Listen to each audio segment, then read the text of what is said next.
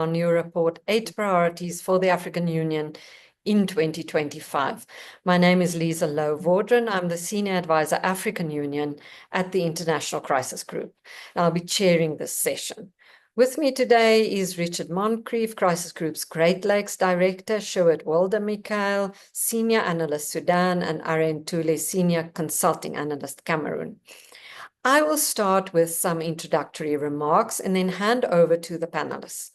After that, we'll have about 15 to 20 minutes of questions and answers. You can, during the first section, you can continue start pasting your questions in the chat. So Crisis Group produces the 8 priorities for the African Union at the beginning of each year, ahead of the annual African Union Summit that is happening this year on the 15th and 16th of February, this coming weekend in Addis Ababa. Now, our aim is to look closely at some of the important peace and security issues the continent will have to deal with in the year, give some background on those crises from the research done by our teams across Africa. And we also look at ways the African Union can assist to address those challenges. We list 8 of these in no particular order. It is also not an exhaustive list. Like every year, there are some burning issues and crises which do need international and continental attention, but they are not on the list.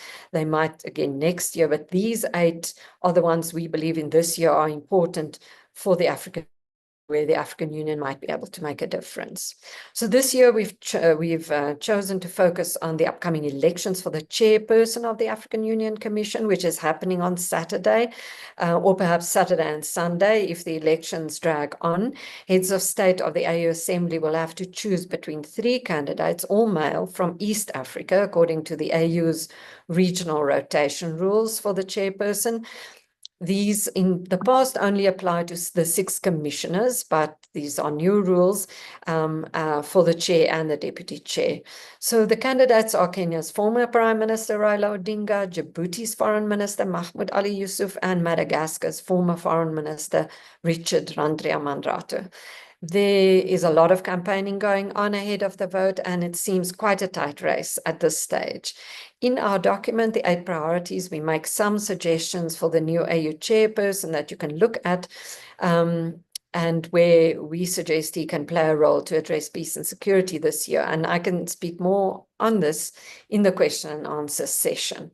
So as for our other priorities, secondly, we are looking at the crisis in Sudan, where there still is no end in sight after almost 2 years. Sjoerd will address this in more detail. We also look at the conflict in Eastern DRC, which has escalated dramatically in the last 2 weeks with the takeover of Goma by the M23. Richard will discuss the conflict and also look at possible pathways to end the conflicts. Then today we are also highlighting what has become known as the Anglophone conflict in Cameroon. This is a conflict that has gone for almost 8 years now amid international and continental indifference. And we feel it's important to speak about it, even if very few others are doing so.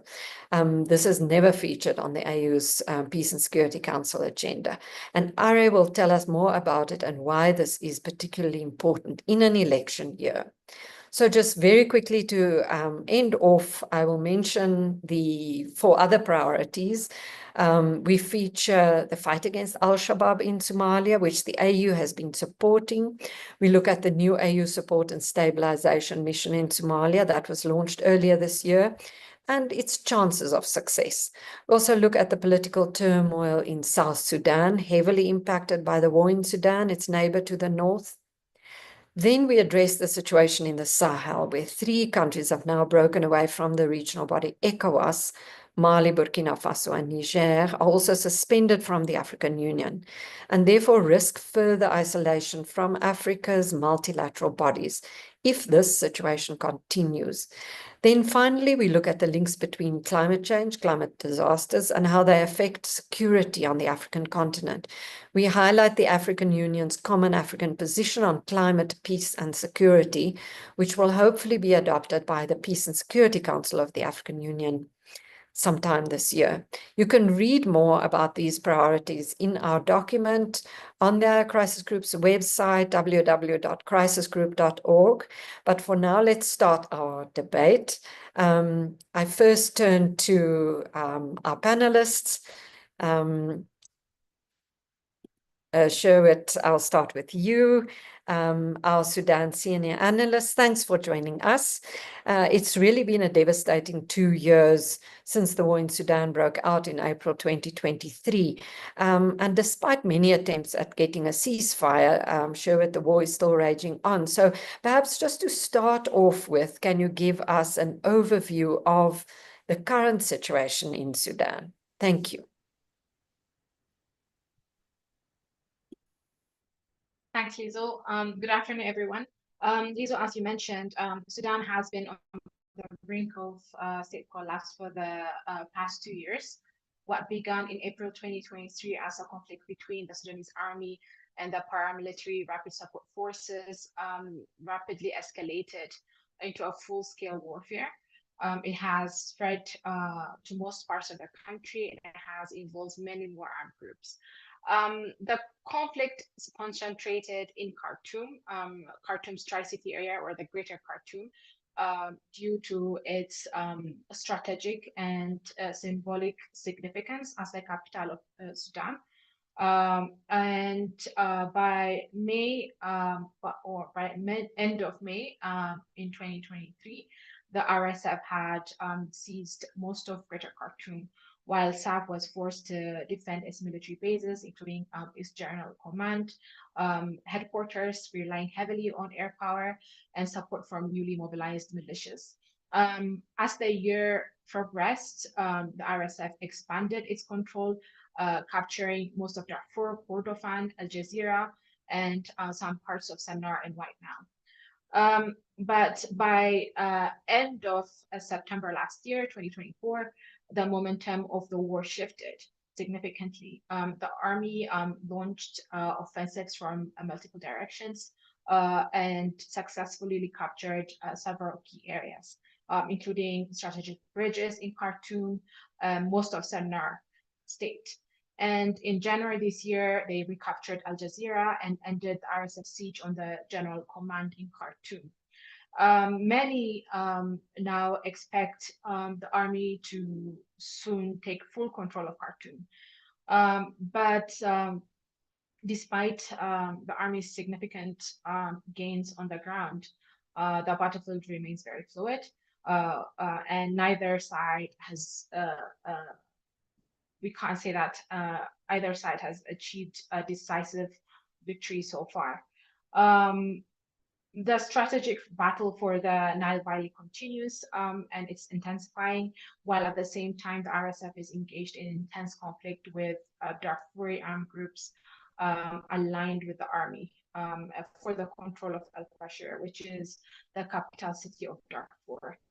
And as the war continues and intensifies and continues to include many more armed groups, it's pushing Sudan closer to fragmentation, with entire regions carved up by the warring factions. It's also deepening intercommunal divisions, and some groups are even, particularly in the riverine north, are now discussing partition as a way to avoid violence and instability of the war. So that's what the actual conflict on the ground looks like in short. Obviously, there are many more other factors that we can discuss later. Thank you very much, Sherwood, and I'm sure there'll be many questions from our audience. But just in terms of the African Union, you know, the outgoing chairperson and the African Union have been criticized for not weighing insufficiently on this conflict. Can you tell us where the mediation efforts are at the moment, and is there anything the AU can do to play a bigger role?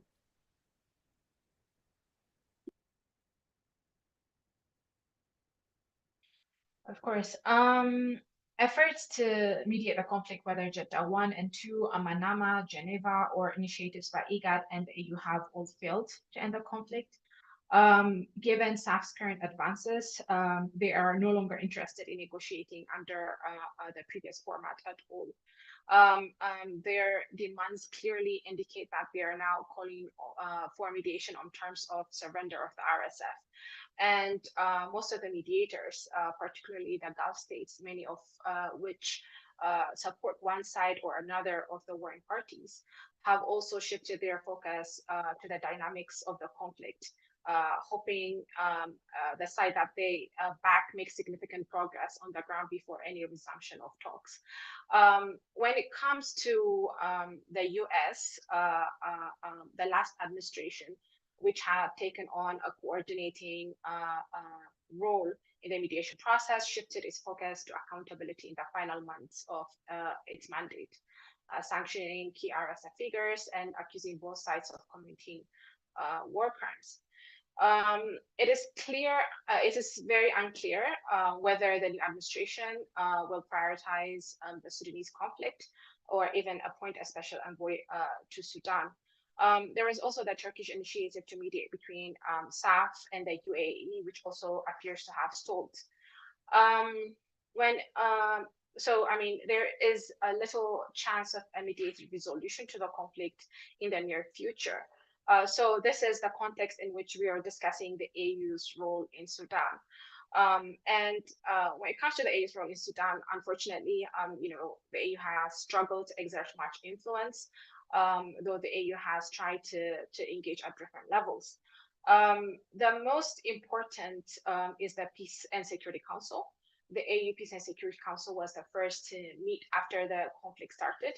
However, members couldn't really agree on concrete steps to end the conflict. In the end, the PSC announced a very grand roadmap to end the conflict, which was not really implemented. And everybody says that, if you speak to the AU Commission, but also member states, they say that AU member states, including those within the Peace and Security Council, are allegedly supporting opposing factions in the conflict, making it difficult to reach consensus on a meaningful plan for ending the conflict. Some member states that follow the situation in Sudan more closely, such as Egypt and Uganda, did place Sudan on the PSC's agenda.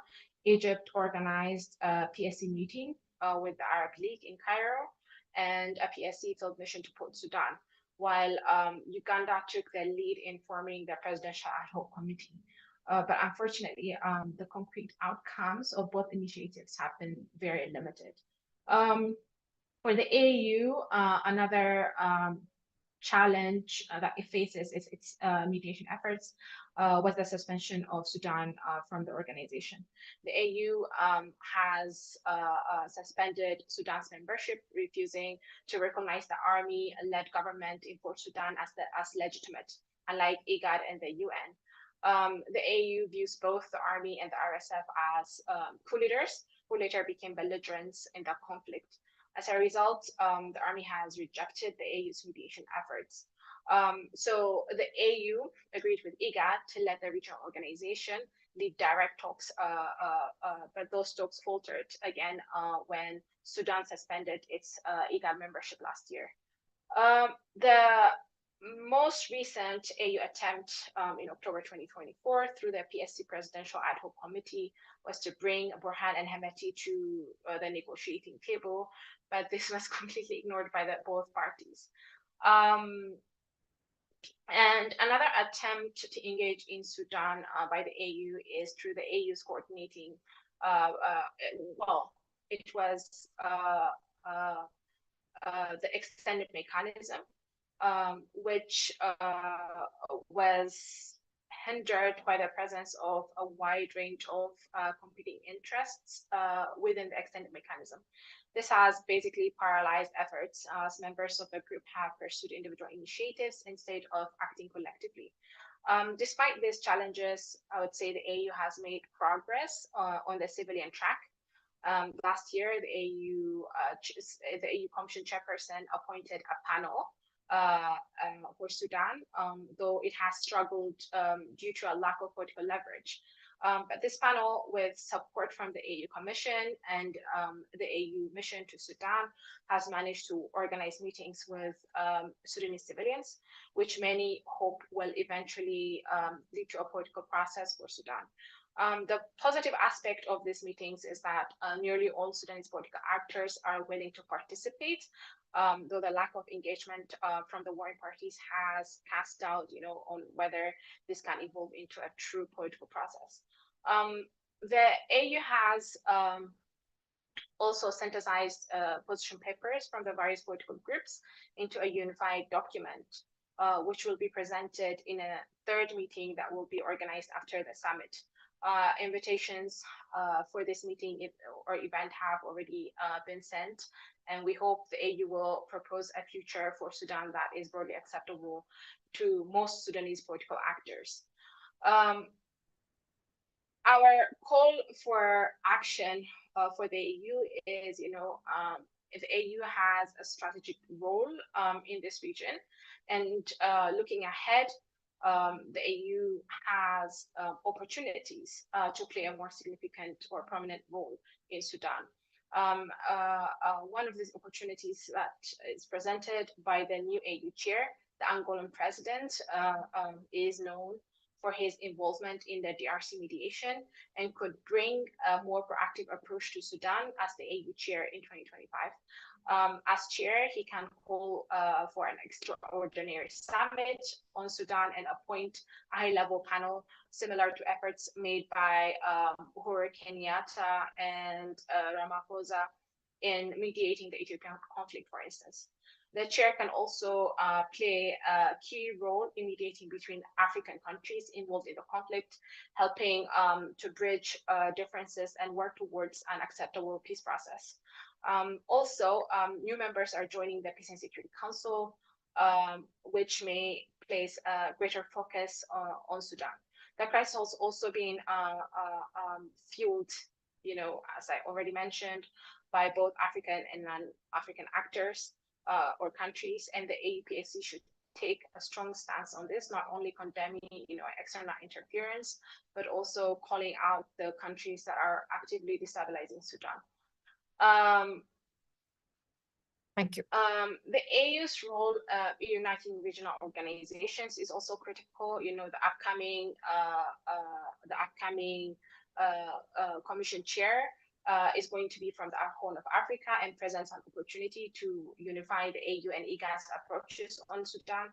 The chair must be cautious, however, not to let regional politics influence the AU's stance on Sudan. I understand that the mandate of the high-level panel may end. That's another challenge that we might be facing in 2025. Well, that's unless the new commission chairperson extends it, which is likely. But whatever his decision may be, the AU must ensure that a dedicated team of experts focus on the Sudanese crisis, providing regular updates to the PAC, and continuing to coordinate civilian and political processes. A meaningful dialogue among Sudanese civilians is essential for creating a political framework for Sudan's future. The AU should also support non-African mediation efforts while ensuring African perspectives are well represented in these processes. The ultimate goal should be that a political solution that represents the Sudanese people and address the key demands of the warring parties. It's great to say African solutions to African problems, but Sudan is not an African problem. Many more other actors are directly involved. So it needs a concerted effort to end the conflict in Sudan. Thank you. Thank you so much. Thank you, Sherwood, for your very clear recommendations and that, overview of the situation. I'm sure everybody appreciated that. And now next up is our Great Lakes Director, Richard Moncrief. Richard, as you know, the situation in Eastern DRC is extremely dire at the moment with the M23 advancing towards South Kivu. So perhaps just give us an update of the latest developments to start off with. Thank you very much. Thanks, Lisa, and thanks for having me on. It's a really, really important moment to be discussing this DRC and Great Lakes file. Right now, as we speak, the M23, despite having called what must be the shortest truce in the history of this 3-year war, which lasted no more than 48 hours, even a bit less, restarted fighting in South Kivu and are advancing towards the South Kivu capital, Bukavu, and also clearly are targeting the largely military airport near Bukavu, which has been throughout the 3 years of war a vital replenishment point for the Congolese army. They are being met by, at times, quite stiff resistance by the Congolese army and by Burundian troops who, having left Goma and North Kivu, are now massed around Bukavu. We'll come back to Burundi, perhaps, but that's a very important factor. The situation in Bukavu, I unfortunately would describe it as looking a bit like the situation in Goma a week before it fell, with some troops and some pro-Kinshasa militia flooding back into the town and causing some degree of chaos. So that's the situation as it stands at the moment. In North Kivu and in Goma, the M23 have dominant control with their Rwandan backing, and it's relatively easy to hold Goma and Rutshuru when you are strongly backed by Rwanda. However, that's not completely uncontested, and there are many problems that come with that. People are fearful, people are not openly resisting, but at the same time, there's quite a degree of instability, unrest, gunshots heard at night and so forth in and around Goma. Worth noting, I think, as well, that in the north of the M23 area, where the M23 has for nearly a year now been butting up against the area of Ugandan influence, and a lot of analysts have been looking at that and thinking, well, there's some delicate alliances there which could rupture, in particular, any sense of collaboration between the Ugandans and the M23 could rupture the Kigali-Kampala relationship. So that's important. In particular, to put another complication in the mix, Congolese President Tshisekedi has just named a new governor for the province of North Kivu, which now has 2 governors, but the Kinshasa-named governor is sitting in Beni in the north of North Kivu, as it were, kind of consecrating the split of this province, which is almost entirely run by the M23 now, but not entirely. Just a very last quick point on Kinshasa. We saw after the fall of Goma riots in Kinshasa. They mainly actually targeted foreign embassies, which were suspected of supporting the M23. And there are some indications that Congolese ministers may have been behind those riots. However, it does show the instability of the famous Congolese street and the Congolese popular opinion, which is a very important political factor. We've had journalists' reports, it's not my information, but I've read this, that Tshisekedi is not traveling at the moment because of his own security concerns.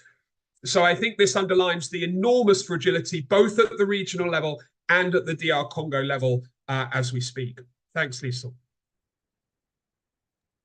Thank you, Richard. That's very interesting. So we'll have to see whether President Tshisekedi actually comes to the African Union summit, because I forgot to say that on Friday evening, the 14th, there will be a summit of heads of state of the Peace and Security Council on Sudan and on the DRC. So we were actually hoping to have all the, heads of state there.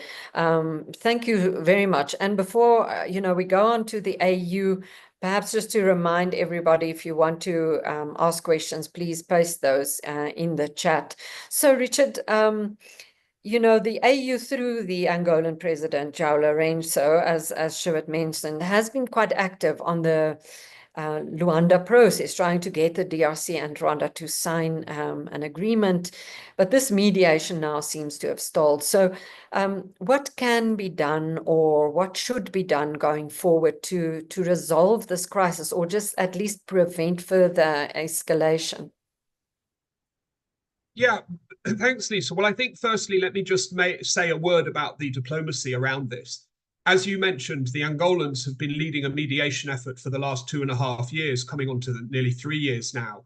And, I think we have to take their hats off to the effort that they've undertaken, both to drive towards talks, but also to try to maintain a balance. And I think they've made a really significant effort in that direction. Now, that balancing act of the Angolans became significantly more difficult when Rwanda pulled out of a summit in Luanda in mid-December, which may have been a kind of proximate trigger for what happened in Goma and a renewed round of fighting. So Angola has been put in a slightly more difficult position, is now perceived perhaps to be a bit closer to Kinshasa. I would suspect that the Rwandans are pushing it in that direction.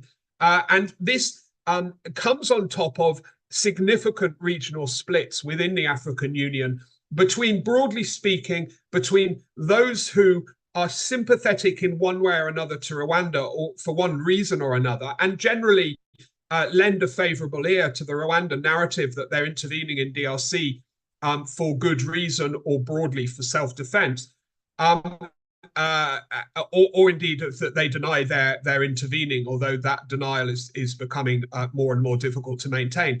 And then on the other hand, other powers who are much more favorable to the Kinshasa line, that they've been invaded and that this is a case of international aggression. Now, those are deep and important divisions within African powers. We've seen them kind of bubble up to the surface. They're often under the surface, but then when things get hot, we see them bubble up to the top. And we saw that recently, most notably, but not only, but most notably in the spat between the leaders of Rwanda and South Africa, of course. Now, I think that this show, well, firstly, I think the logical conclusion of this is it's a priority for the African Union to agree on and support a single mediation track. Now, I've just said that, in our view at Crisis Group, the Angolans have been doing a pretty good job in difficult circumstances. And, if they're willing to continue, then I think that the others should line up behind that. But of course, we can't determine necessarily who's going to throw their hat in the ring. And I think the point that Crisis Group wants to underline is the importance of a single agreed mediation track. I think there's another just couple of points I'd like to underline. And, there's not much time here, so do go to our website for a few more details on our ideas, but a few more points to underline. Firstly, and Lisa, you said this, it's really important to stop a wider escalation right now. When Goma fell, some people made the comparison with 2012, 2013, when the M23 last entered Goma. I actually think the comparison is more worrying. It's with the 1990s. Why? Because the M23 is deeper entrenched. Rwandan support is deeper entrenched than it was in 2012-13. And most significantly, the neighbors are being pulled into this. And we're looking at a very dangerous situation between Rwanda and Burundi. And that really should be of great concern to the African Union. This is an interstate problem that the African Union has a mandate to deal with. It has indeed mandated the Angolans. Just one more minute and I'll be finished, Lisa. Bridging these international divides and supporting a single mediation is vital.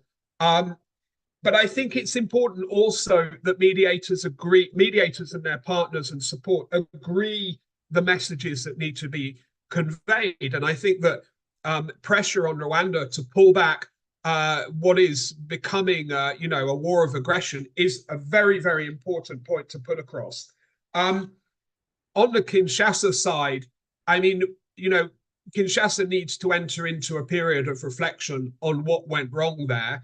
Their collaboration with armed groups, some of which are sanctioned by the UN, not only poses longer-term problems, but also was clearly ineffective. So that's important. This is my last point, is this question of negotiating with the M23, which is becoming one of, if not the hot potato in this crisis.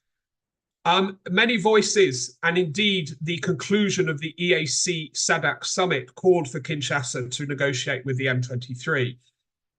On the one hand, I think that is important and does in a way reflect the power balance on the ground. After all, M23 have just taken over Goma, and perhaps talking is better than fighting in that sense.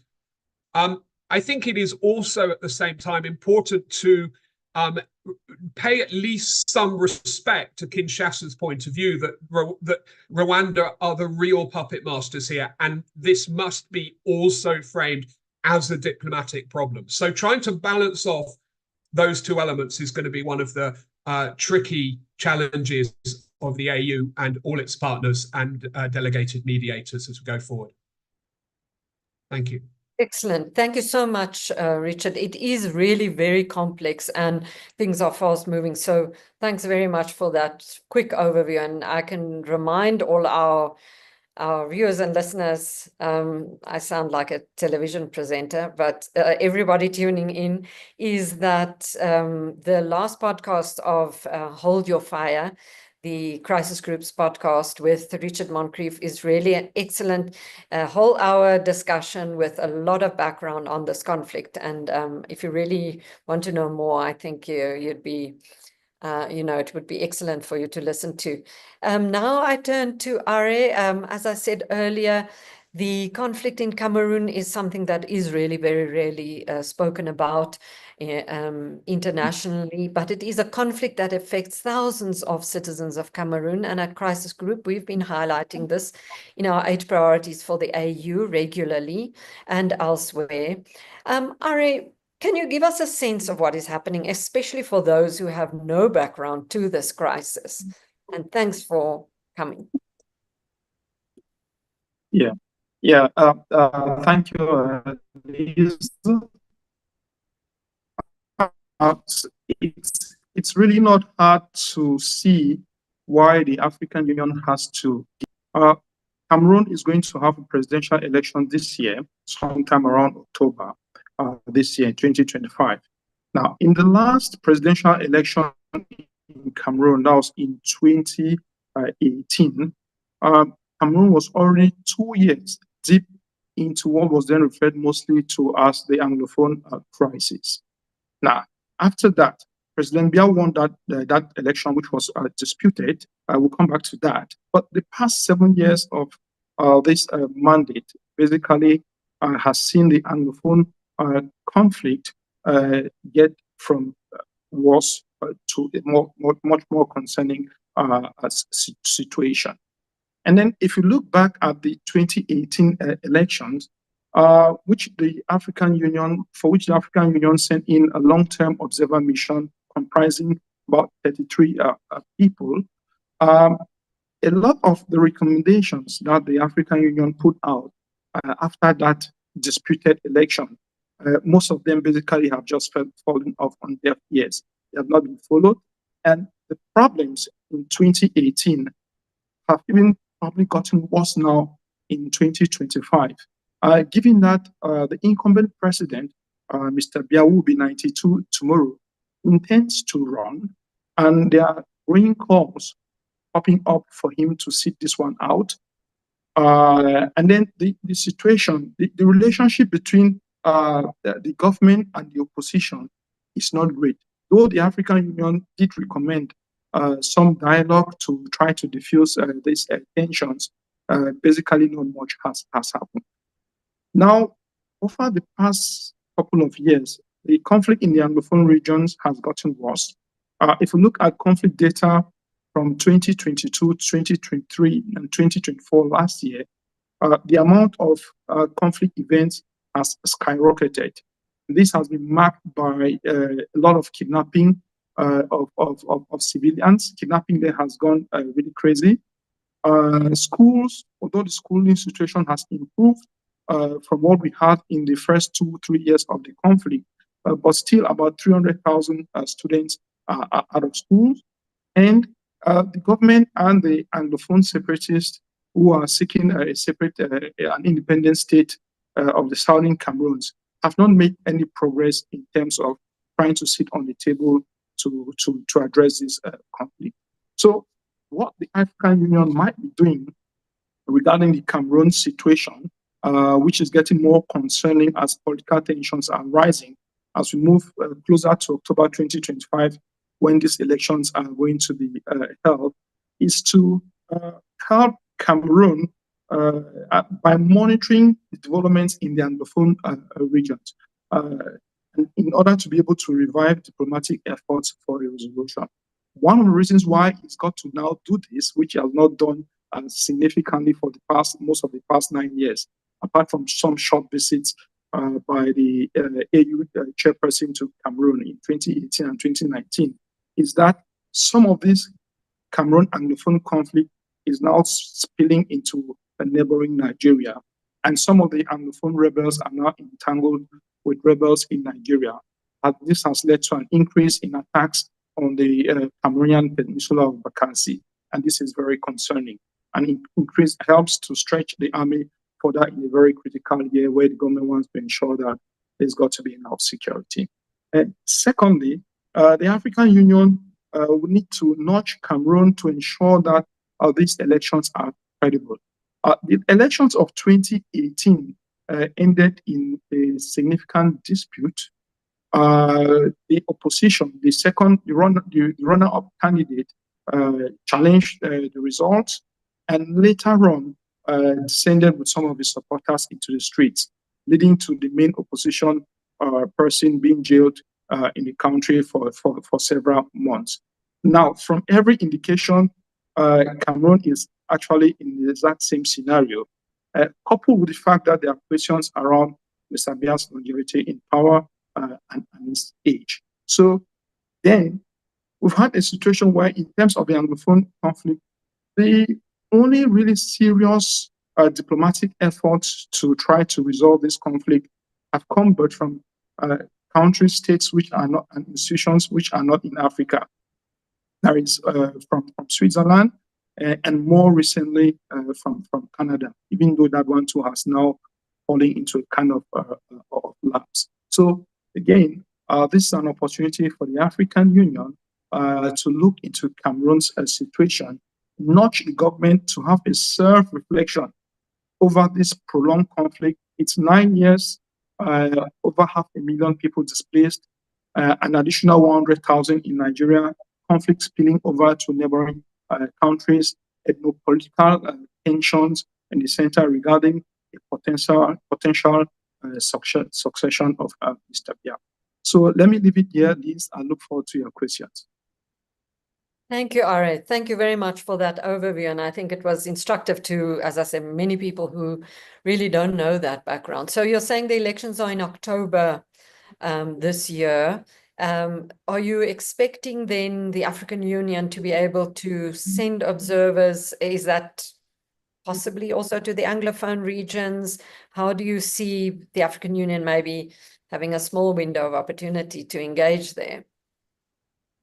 Okay, very interesting question. So last time the African Union did send an observer mission. That was interesting. It's got to send an observer mission to Cameroon, another long-term observer mission. In 2018, because of the difficult security climate, the violence, the clashes between the army and the Anglophone rebels, this mission was not able to send anyone to the Anglophone Northwest and Southwest regions. They also were not able to go to the far north region where the Boko Haram insurgency has been rife. What we're suggesting this time is for the African Union to review the situation, if it's able to deploy some of its observers to the Northwest and the Southwest regions and even to the far north, to be able to give itself this update with which it needs to engage the Cameroonian government to face this conflict squarely.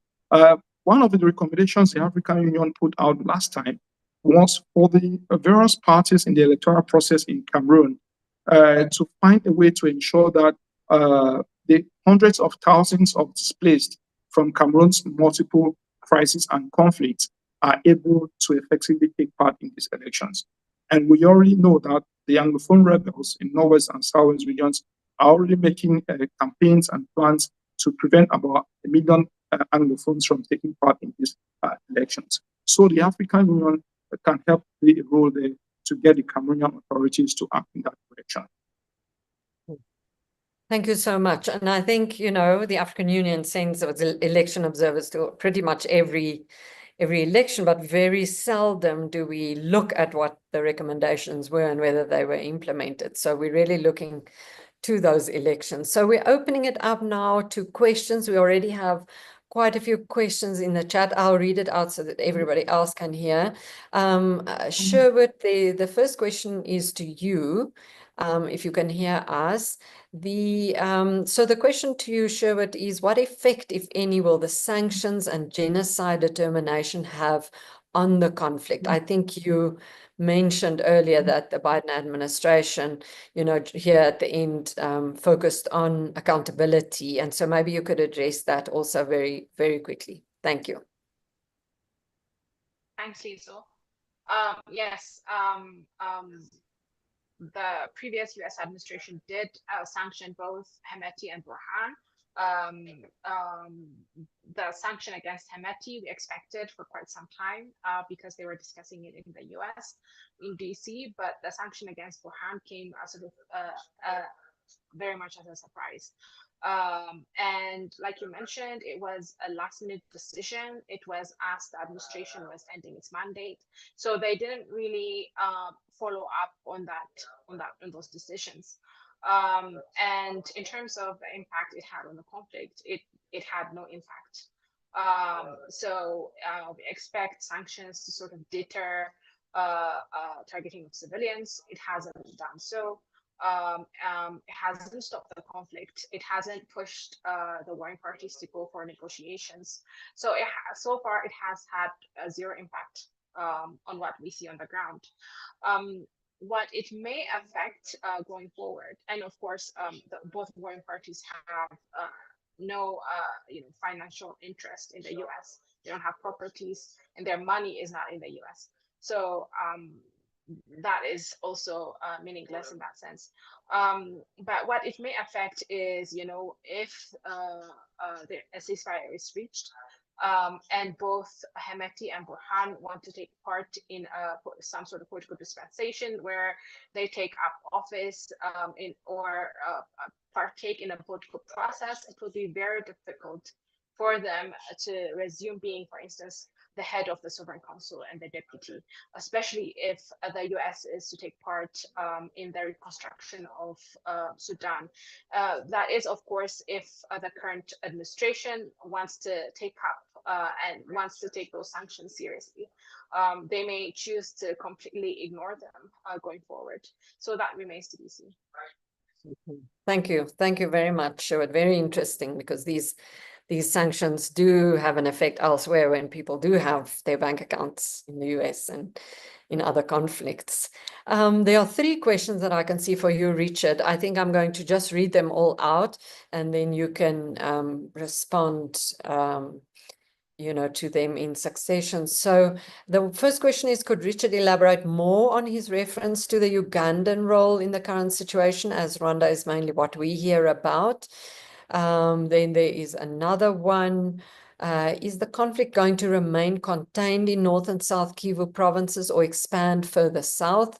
And what is Zambia's role in the M23 issue? Are they involved in supporting groups in the DRC? Lots of difficult questions, but I will read the last one. How does Rwanda's international presence or diplomatic relations with many Western countries affect international responses to its involvement in the M23 invasion of Eastern DRC? Richard, over to you. See what's you were possible.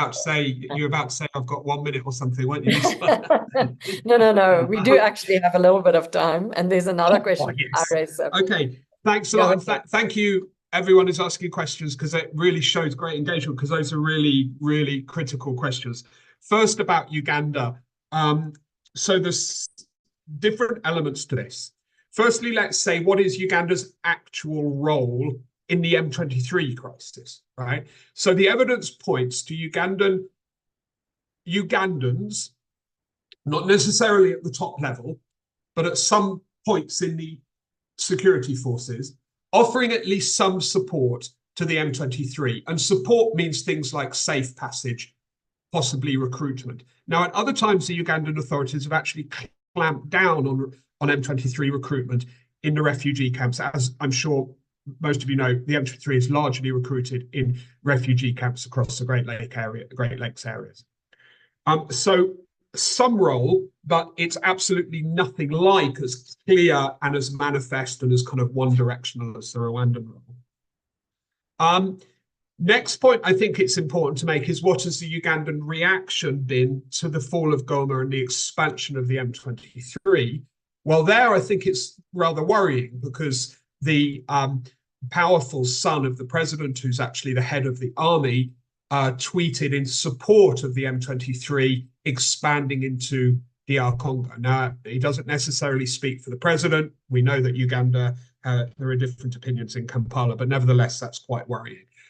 Another element I think we must put in the mix there is that the Ugandan army has been engaged in DR Congo since 2021. And indeed, most analysts, and I'm one of them, argue that Rwanda's backing for the M23 is in large part motivated by a rivalry with Uganda for influence in the North Kivu-Ituri area.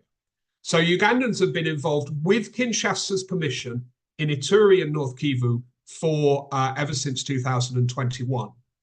Now, if it as evidence comes out, has come out in the past of Ugandan support for M23, which, as I say, is not as clear as Rwanda, that has drawn the ire of some Congolese politicians, but not President Tshisekedi. President Tshisekedi clearly does not want to pick a fight with Museveni, and one can understand that very well. Now, the reason I raised it was in the context of the expansion of the M23 to the north. Now, when I was in Goma in June, which is my last visit to North Kivu, the real topic of conversation was this push to the north to Lubero territory and thereby up towards Ituri by the M23 and the Rwandans was bringing them into an area of normal influence of the Ugandans, and what would the consequences of that be? Also noting that there are several other armed groups in that area, including the murderous ADF of Ugandan origin and Kodako and Zaire, two warring factions in Ituri. So a lot of risk up there in that area, and a lot of risk of kind of Uganda falling off a tightrope, really. But at the moment, focus has been on Rwanda, and that's actually right, because Rwanda clearly was the main party involved in the fighting in the last month and a half. Right, so going quickly through to this question of expansion of conflict, which is very important. It strikes me that the Rwandan and M23 strategy is opportunistic. Take territory, see what you can control, keep the opposition, keep your adversaries pinned down, and then see what opportunities present themselves. Now, we know, of course, that the leadership of the M23 in the form of the AFC and Corneille Nangaa has declared its intention to overthrow the government in Kinshasa. Well, that's not going to happen in the short term, but this is very destabilizing for Kinshasa. And the M23's backers in Kigali know that this is deeply destabilizing for Kinshasa. So this is also entering the calculations. To come to the last point about the Rwandans, having followed this file for a long time and very closely, I can say without any shadow of doubt, really, that the soft peddling by Western powers on Rwanda's role in the DRC is undoubtedly part of Kigali's calculations and has motivated them to continue to take territory in DRC because they've seen very few consequences. And this, I think, is because Western politicians have this relationship with Rwanda, whether it's because of 1994 or whether it's simply because of, you know, Rwanda sponsors their biggest football team, or, you know, this or that. I mean, Rwanda has, you know, got itself involved in a lot of stuff, and that actually makes it very difficult for Western politicians and diplomats to start to look at Rwanda more clearly and say, well, actually, you know, what we're dealing with here is a country that's invaded its neighbor, and we need to treat it in that way. That is actually very inconvenient and something that is, you know, therefore kind of slightly pushed to the side. And to answer directly as I can your question, that I have no doubt in my mind that that's part of Rwandan calculations. On the last point on the Zambia, please can we be in touch, because I'm totally blindsided on that one. So, you know, we learn stuff too, right? So I hope we might get in touch on that. Thanks very much, Lisa. Thank you. Thank you very much, Richard. Yes, that is an interesting question. I haven't heard that before either. So I'm sure we'll pursue that conversation. I have two questions for Are and another one for Sherwood, and I think our time is quite short. But Are, so the first question is, what are the opposition demands in Cameroon? Is it for independence, for federalism, for more decentralization, or just for fair treatment of minorities? Excuse me. And then there's another one about succession. Could you address the issue of President Paul Biya's succession? Has he identified a successor? Of course, very sensitive. If not, is there a candidate that the ruling party or the country can get behind? I think there's one more, if you can maybe throw that in. Do you foresee any particular interest from the Cameroon government and separatist leaders in engaging any peaceful processes towards an end to the Anglophone conflict in 2025? So also quite a broad question. Thanks, Ari. Okay. Oh, thank you. Thank you for all these questions. Purvi, Halaika, Bache, Kum. Let me take them quickly. Regarding Mr. Biya's succession, no, the president has not designated a successor. It's one of the issues that have come up for debate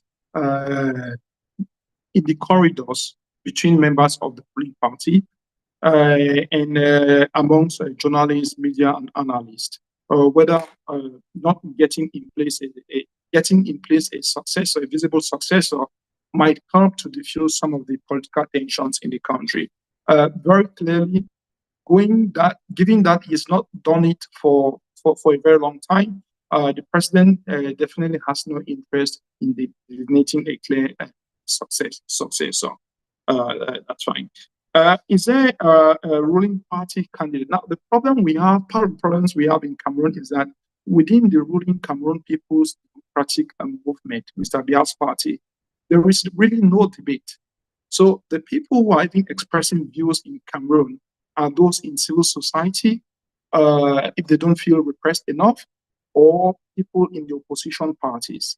Now, in the ruling CPDM party, people don't express themselves. Now, behind the scenes, in the corridors, people are expressing their disappointment with the way the country is going. But the party itself hasn't gotten a forum where it tries out these ideas, where it looks at potentials for a potential coloring or design of an eventual transition from the current president. So that doesn't exist, and that's one of the reasons why these tensions are being fueled. Because, of course, some of the politicians within the ruling party are also very ambitious and would like to have the opportunity to play bigger roles or different roles in the country. To understand whether this issue of Mr. Biya not being the president, whether it will open the way now for the Anglophone conflict to be resolved, is some sort of false medication which have been propagated amongst some media analysts and a lot of diplomats who have said that they believe that it's only when Mr. Biya leaves power that the Anglophone crisis or conflict is going to be resolved. I think that's very misleading. And one of the reasons is that it's 9 years of this conflict. And the reason why Mr. Biya's government has persisted with its mostly military approach to resolving this crisis is because somehow he's gotten the backing of a good part of his government, or does not face significant backlash or opposition from the majority Francophone areas in the country. So in a certain extent, to a certain extent, there is no great alternative which have been pushed out there.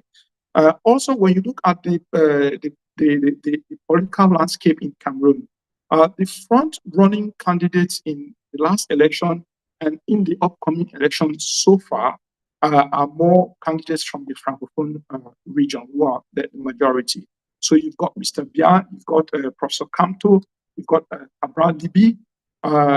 They were like the top three persons, and the dispute basically is around them. Now, none of these candidates has issued out or detailed out a clear, credible plan for ending the conflict in the Anglophone regions.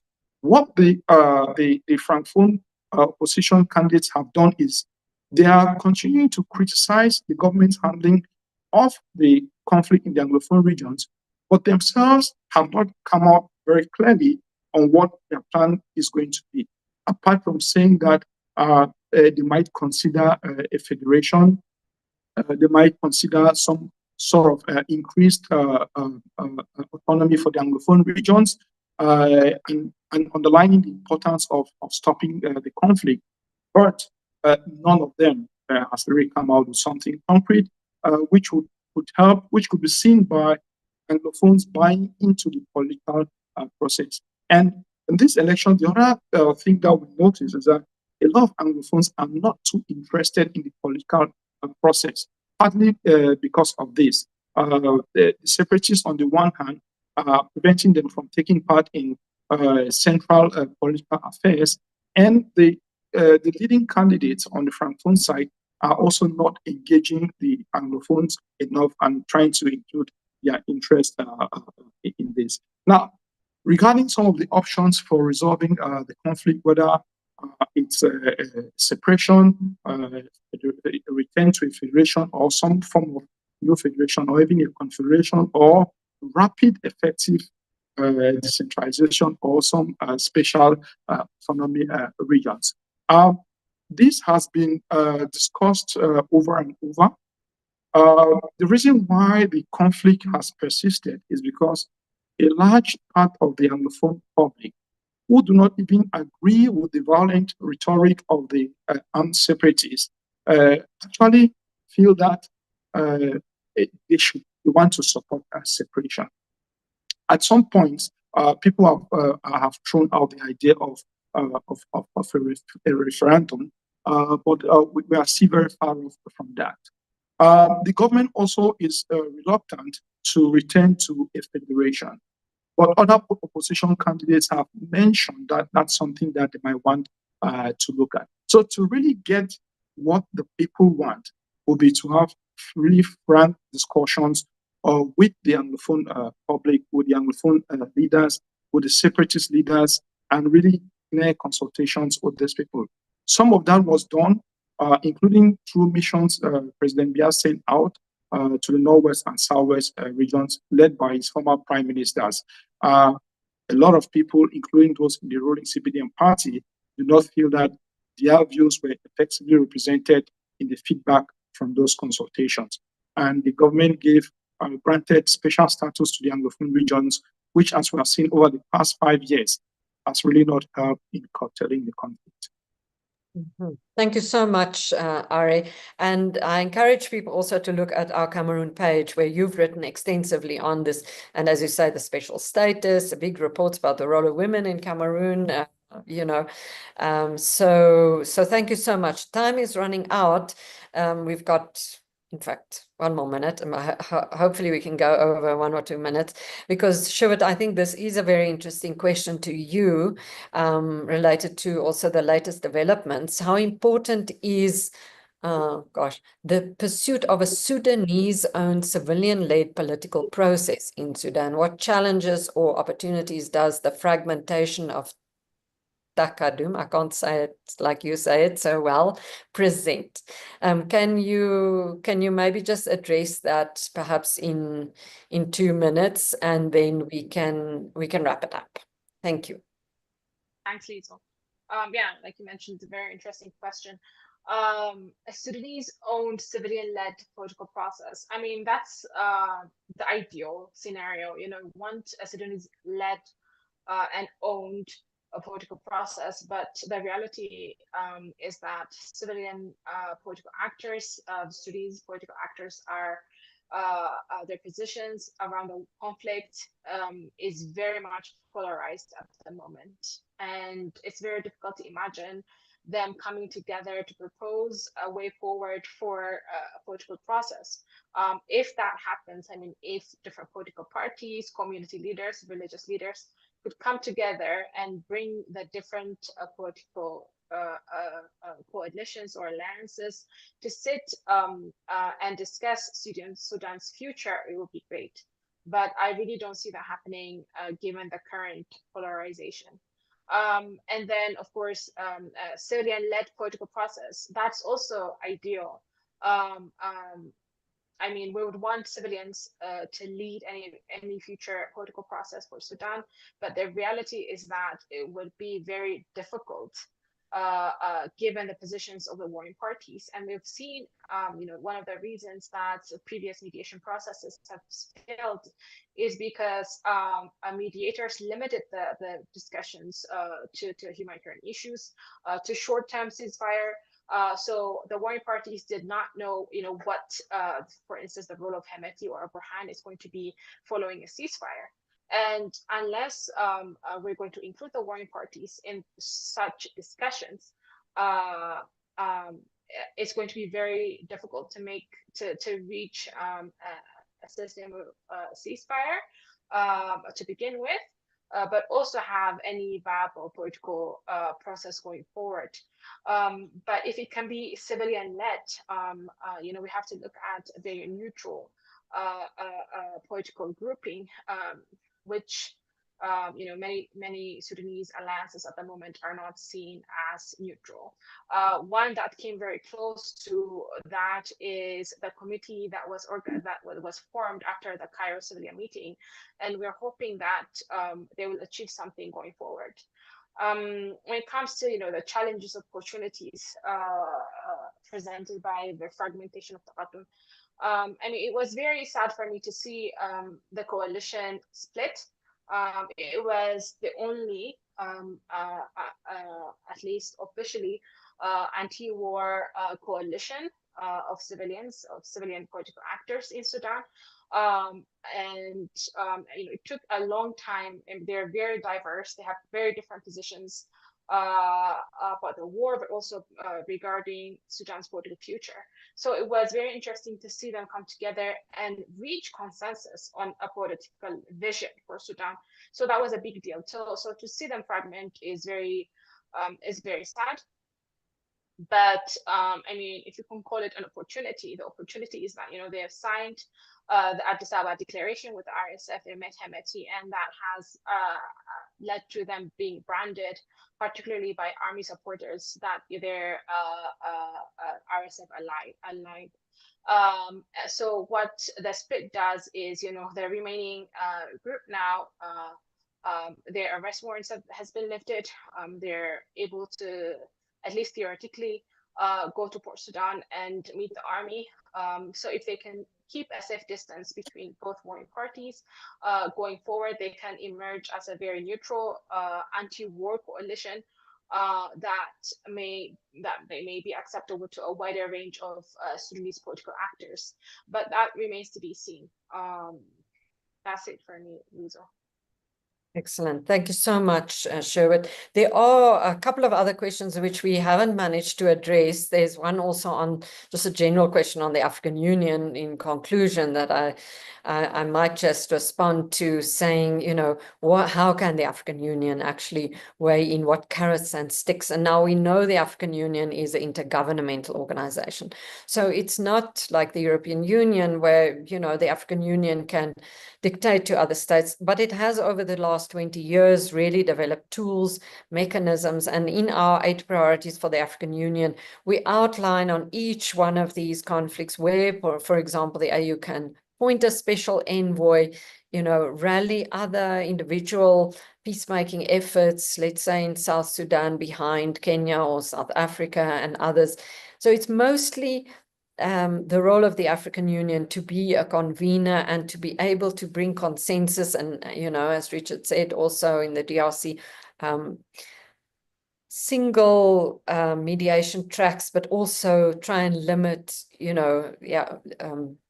several mediators, I would say, and parallel initiatives. We've seen a lot in other of our conflicts. So unfortunately, we don't have more time. So please read the document and engage with all our other publications.